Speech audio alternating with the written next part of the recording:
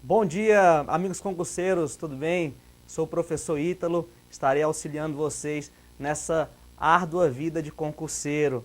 Você que estuda cerca de 14 horas por dia, ou até às vezes trabalha e pega só um período, eu vou estar aqui para te ajudar. Então nós vamos começar a ministrar as aulas de História, tá? Para o concurso da ESA. Esse concurso tem aproximadamente 1.600 vagas, né, que eu dei uma olhada, e o edital se restringiu à história do Brasil, isso fica mais fácil. Então, olha só, nós vamos começar um conteúdo que já está no seu edital, e é bom lembrar que você tem que ter o edital em mãos, tá? Você tem que ter o edital em mãos para você seguir o roteiro, e conforme você vai estudando, você vai ticando aquela matéria que você já venceu, certo? Todas as aulas nós faremos exercícios, tá? No final da aula, cada aula nós faremos os exercícios. Cerca de 10 exercícios, 15 exercícios. Depois também eu tenho a pretensão de criar um PDF para vocês, para auxiliá-los. E é assim que nós vamos trabalhar, tá? Primeiramente nós vamos ver um conteúdo que é as expansões ultramarinas no século XVI e século XV na Europa, tá? Por quê? É necessário a gente saber quando começa a nossa história, né? A nossa história escrita, tá? Então é necessário a gente estudar um pouco de história geral e pegar essa viagem ultramarina. Eu vou colocar agora para vocês um slide mostrando os antecedentes. A gente precisa se localizar, né, na história, em que contexto nós estamos, contexto histórico, que contexto geográfico, e aí a gente vai ver os antecedentes dessa grande expedição marítima que aconteceu na Europa, que tem como pioneiros Portugal e Espanha, que são os principais, que vão dar início a essas expansões marítimas, e nós vamos ver os devidos fins, o objetivo, tá? Então, aciona o slide para mim, por favor, primeiro. Então, olha só. Tá aí para vocês, pessoal, os antecedentes. Tá aí, Idade Média para a Idade Moderna. Pessoal, nesse momento, está acontecendo a transação da Idade Média para a Idade Moderna. Lembrando o seguinte, você hoje, quando essa transação teve um lapso temporal. Não foi assim, hoje eu acordei meio Idade Moderna. Não foi assim. Os homens de lá não tiveram esse pensamento. Foi algo que foi ao longo do tempo foi passando, certo? Depois, pessoal, nós observamos aí o renascimento comercial e urbano. O que aconteceu? Lembram-se lá das cruzadas, vocês estudaram lá no 7º ano? Então, nas cruzadas, pessoal, o Papa Urbano decide mandar os fiéis buscarem as terras dos infiéis, os muçulmanos, certo? Nessas cruzadas acontece essa expansão comercial, por que isso, e urbana? Durante essas cruzadas surgem as primeiras feiras medievais, e são nelas que surge novamente esse comércio. Vocês lembram também que a Europa vivia uma Europa feudal, onde houve aquela dispersão das cidades para o campo? Pois bem, então começa um novo rumo, tá? As pessoas começam a ter mais esse desejo do comércio. E aí, pessoal, esse contato com o mundo, com o Oriente, com o mundo muçulmano, surge várias novas ideologias, novas ideias, novos pensamentos. E aí, pessoal, nesse novo pensamento surge uma ideia principal, o antropocentrismo. Olha só que bacana. Agora é o homem que é o centro das atenções, é o centro da preocupação. E aí, pessoal, com esse antropocentrismo, as pessoas começam a questionar algumas coisas que são ditas há muito tempo, repetidas vezes. E aí nós vamos ter uma crise institucional, que é o próximo slide. Por favor. Próximo slide. Olha só, pessoal. O próximo slide está lá, a crise institucional da Igreja Católica. Foi exatamente o que aconteceu, pessoal.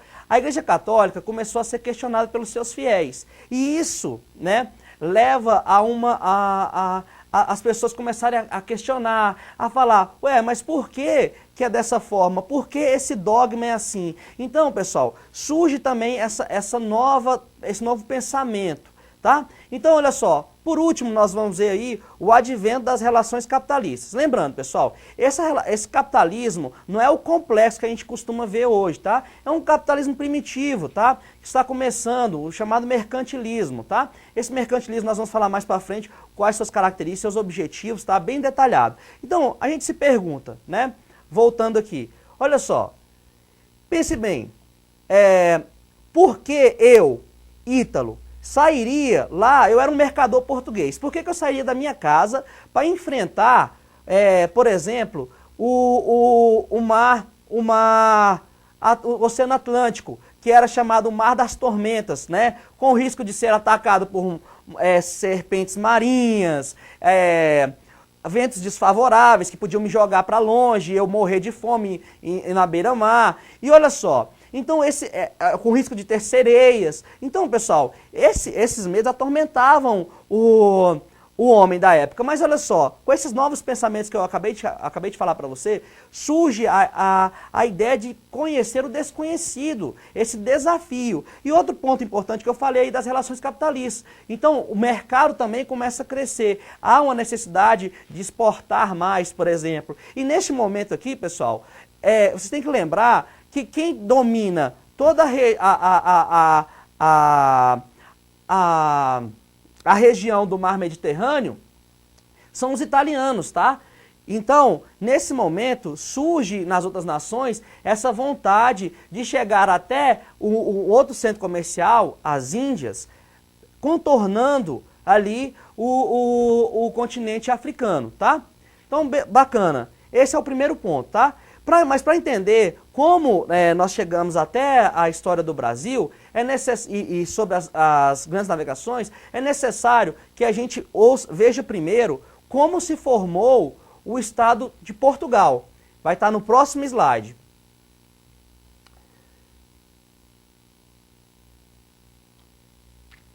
Então olha só, pessoal,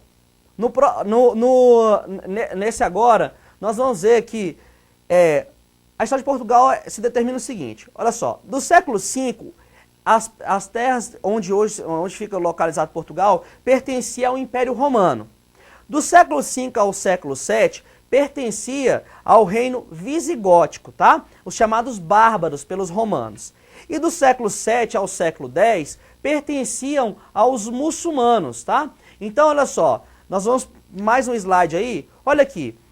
Se vocês observem bem aí como era a divisão aqui da Península Ibérica, tá? Então, olha só, tinha o reino de Leão, o reino de Castela, Navarra, Aragão, tinha o condado da Catalunha, o condado de Porto Caliense, e embaixo, pessoal, ao norte, ficava ali uma parte dos muçulmanos. O que vai acontecer, pessoal? Coloquei aí para vocês também.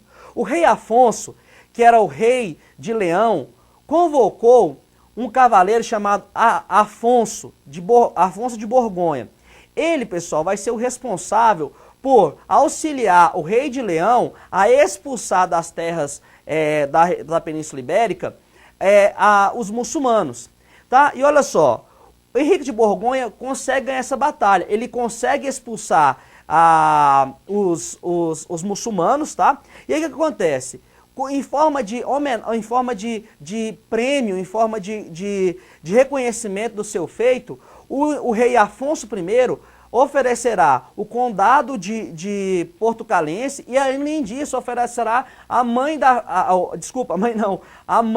da filha, a mão da sua filha para o Henrique, tá? Então, olha só, vão casar, vão ter filhos e mais à frente, pessoal, no próximo, no slide, nesse mesmo slide aí que vocês acompanharam, tem lá, tempos depois, o filho deles, o Henrique Afonso, tá? Em homenagem aí, né, ao rei Afonso, o que é filho de Henrique I, o que acontece? Afonso Henrique, ele vai conseguir fazer com que depois o condado de Porto Calense seja independente de Leão, tá? Do reino de Leão. Então surge o primeiro rei de Portugal. O primeiro rei de Portugal, então fica sendo aí o nosso querido Afonso Henrique, tá? Então olha só, pessoal, aí inicia uma dinastia chamada dinastia Borgonha. Lembrando, dinastia nada mais é do que um reino que é controlado, né? Um governo que é controlado por diversos anos por membros da mesma família. Então a dinastia Borgonha é a que inicia esse reinado, tá? Então dura de 1939 a 1385. Por quê? Porque esse fato, olha só o que aconteceu. O último rei da Borgonha, chamado Dom Fernando, ele não deixou herdeiros do sexo masculino. E aí, a sua filha, Dona Beatriz, era casada com um castelano. Então olha só qual era a ideia. Houve agora uma disputa pela sucessão desse trono. Então, quando essa disputa pela sucessão do trono, surgiu a figura do meio-irmão de Dom Fernando, chamado João de Alves, tá? João de Aves, desculpa. João de Aves, ele vai haver uma disputa pela sucessão do trono. E aí, esse João de Aves, ele recebe apoio da nobreza portuguesa. Por quê? Portugal já tinha independência, já tinha autonomia. Então, os nobres portugueses ficaram com receio de que com um governo, com um rei de Castela, a Portugal perdesse sua autonomia. Então, apoiaram então Dom João, né, que se tornou Dom João, e ele assume o reinado de Portugal, tá, em 1385. Esse rei, pessoal, ele começou com uma ideia empreendedora mercantil, ou seja, ele viu que a Europa tinha mudado e era necessário fazer novas rotas marítimas para crescer, para o país dele crescer. Então, pessoal, ele teve muito apoio dos mercadores portugueses e da nobreza portuguesa. Por quê? Olha só, neste momento da história, quem é que não quer faturar, né? A nova política econômica, o mercantilismo, ele tem alguns objetivos, e esses objetivos traçados devem ser, o Estado deve conseguir alcançá-los, tá? Lembrando que, nós vamos comentar agora, que Portugal foi o primeiro Estado centralizado, ou seja, foi o primeiro país em que a nobreza feudal, né, e os mercadores apoiaram, deram poder ao rei para a criação desse Estado, e aí esse Estado, pessoal, vai ter uma força em arrecadar impostos, e esses impostos vão ser investidos na criação de embarcações. E aí nós vamos falar sobre as etapas das embarcações até chegar ao Brasil. Então, ó, no próximo slide aí, nós vamos observar o seguinte, olha só. Acontece o que eu estava falando anteriormente, a Revolução de Aves, né? O que acontece? O meu irmão do Dom Fernando assume o reinado e aí começa. Eu vou passar mais um slide aqui para vocês. Então, ó, eu vou agora entrar no assunto que é os fatores que impulsionaram as viagens marítimas de Portugal, tá? O primeiro que está aí é o fortalecimento do poder centralizado. O que é isso, pessoal? Olha só, a nobreza feudal e os mercadores auxiliaram o rei, tá? E transferiram esse poder ao rei. O rei, ele detinha agora um poder absoluto. Como eu estava falando para você, no começo até não comentei, mas esse período que nós estamos vivendo, pessoal, está num regime que começa o absolutismo, tá? E esse mercantilismo. Então, olha só, transfere ao rei esse poder, tá? E o rei se torna um rei absoluto, que ele é o líder do Estado. E aí ele vai começar a investir em em financiar viagens marítimas, tá? para as Índias. Então, olha só, outro ponto positivo que eu coloquei aí, ó, é a localização favorável, tá, pessoal? E a ausência de guerra. O que é isso, pessoal? Portugal estava de frente com o Mar Atlântico, então era só ele fazer suas viagens, contornar o continente africano e chegar até as Índias. Obviamente que a mentalidade da época, vocês têm que entender, que eles achavam que a África era uma pequena ilha, que não era um continente, tá? Assim como nós vamos ver que quando vão para a América, ainda não tem esse conhecimento, tá? Não sabe que a América é um continente, eles acham que a América é uma parte da Índia, tá? Da onde eles iam buscar essas especiarias, nós vamos falar dela daqui a pouco, tá? Mais um outro ponto aí que a gente colocou aí, ó, é o domínio da tecnologia, tá? Olha só, eles, para fazer navegações, era necessário um domínio de uma tecnologia. Barquinhos pequenos não conseguiriam fazer essa rota, atravessar o oceano, tá? Então, olha só, o rei Dom Henrique, ele cria a escola de Sagres, tá? Essa escola de Sagres, lembrando, pessoal, não é uma escola física, tá?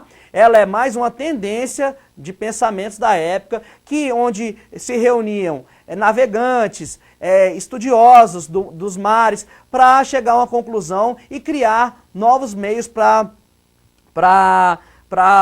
fazer essas viagens, tá? Outra coisa que a gente colocou aí, ó, é o uso de equipamentos como a bússola, o astrolábio, tá? Que são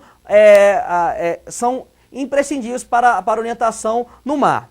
Outro aí, ponto positivo que eu coloquei aí foi o contato com textos do século XII e XIII. Mas por que isso, professor? Porque olha só, até então ainda existia a mentalidade de que o mundo era chato, tá? Que não tinha como dar a volta e chegar até a Índia, tá? Então olha só, eles se remeteram a textos do século XII, século XIII, principalmente das histórias de Marco Polo, que conseguiu dar a volta ao mundo. Então olha só, pessoal, mais um ponto aí que ajudou a impulsionar esse avanço dos portugueses nas navegações. Outro que eu coloquei aí é o mercantilismo, pessoal. E o mercantilismo talvez seja o essencial, tá? É lógico que a gente não pode deixar, não pode falar que somente pelo lado comercial é que essas pessoas da época vão começar essas navegações, mas também, como eu falei para vocês, a ideologia mudou. Então, assim, eles querem conhecer o desconhecido, é algo novo, é algo fantástico, tá?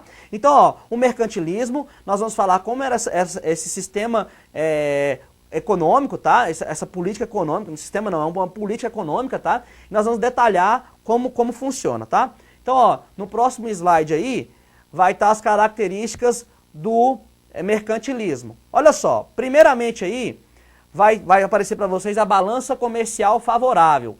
O que é isso? Pessoal, balança comercial favorável nada mais é do que o seguinte, um país, para ele lucrar, ele tem que exportar mais do que importar. Isso é fundamental. Por quê? Olha só, se você importa muito, os mercadores nacionais tendem a quebrar. Imagine se, olha só, vamos colocar um exemplo bem visível. Imagine que hoje uma loja qualquer dos Estados Unidos venda suas roupas com uma quantidade muito baixa para o Brasil, né, um valor bem pequeno. O brasileiro, lógico, tende a comprar um produto internacional, né, importado, mais barato, e aí o que acontece? O empresário que está aqui, lógico que ele vai ter prejuízo, tá? Então a ideia aqui o quanto mais exportar, melhor, essa balança comercial favorável, tá?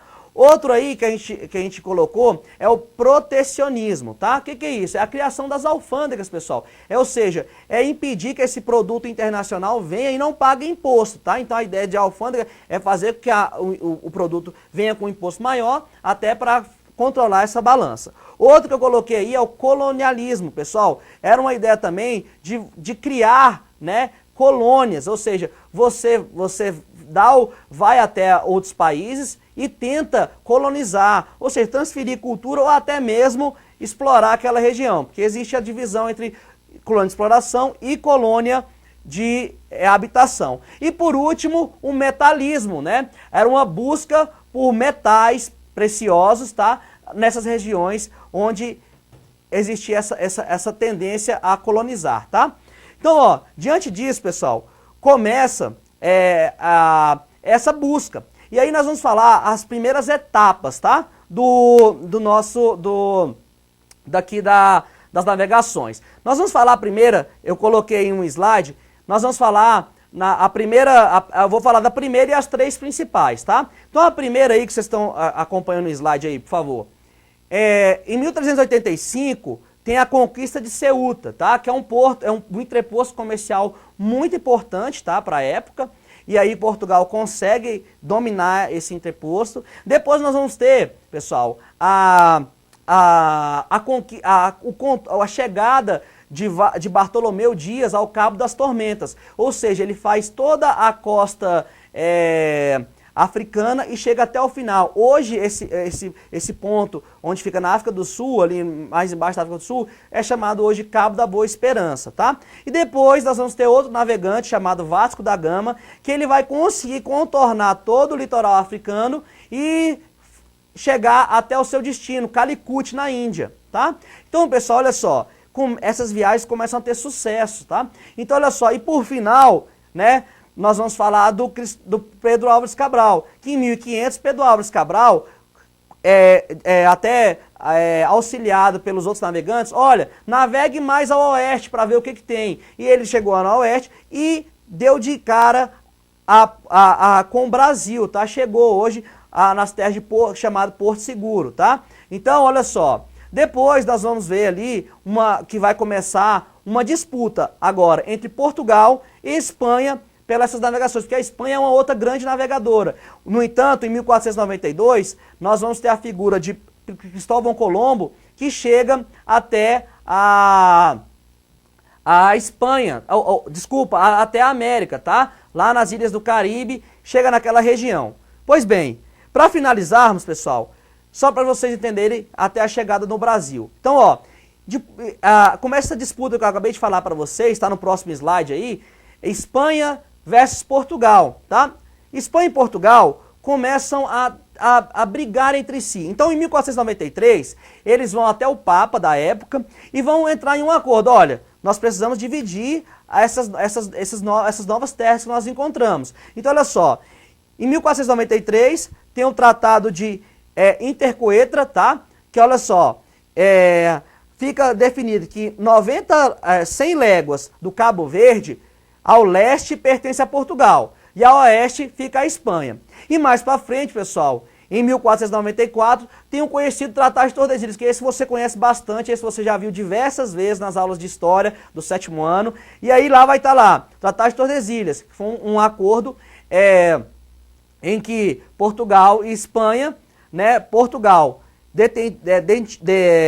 era detentora das terras ao leste, a 360 léguas do Cabo Verde, e Espanha ficava com as terras a oeste. Pessoal, então essa chegada do Portugal ao Brasil é que nós vamos ver na próxima aula como é que funcionou esse sistema de colonização. Espero que vocês tenham gostado.